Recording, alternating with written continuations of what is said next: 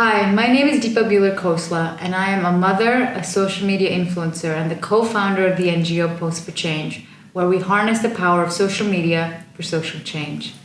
In a world concealed by algorithms, hashtags, followers, and picture-perfect ensembles, an abuse of indignity creeps in what we know as social media. The power of social media is immense, being able to connect with people like never before.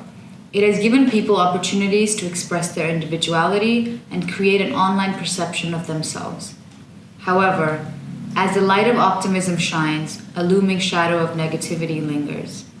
A pandemic of online violence has contaminated our communities, leaving both physical and psychological harm.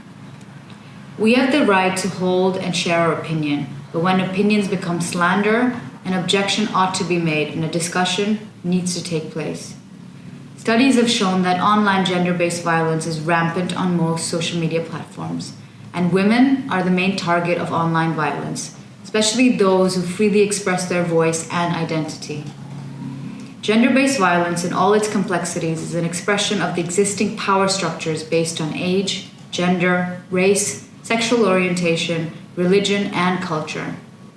For the cyberbully, it is still far too easy to hide behind a screen and knowingly harm a fellow human being, whilst on the receiving end, the victims of online abuse often lack the tools to defend themselves adequately.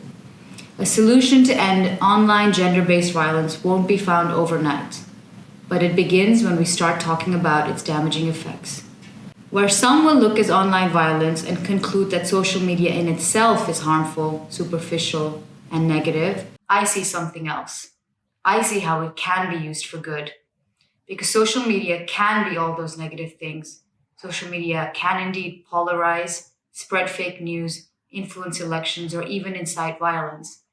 In some ways, the very platforms that were intended to connect us have momentarily divided us, and changes to the regulatory framework of these platforms is much needed to prevent all of that. But until that is done, we can address these matters, like we are doing here and now. Because never before in history has a girl like me, armed with just a phone and her voice, been able to communicate with hundreds and thousands of people at the same time.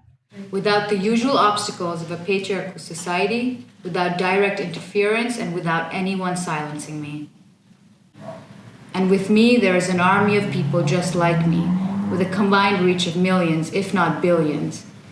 And when you look at it this way, the superficial can become influential. The inactive, active, and the negative can become positive.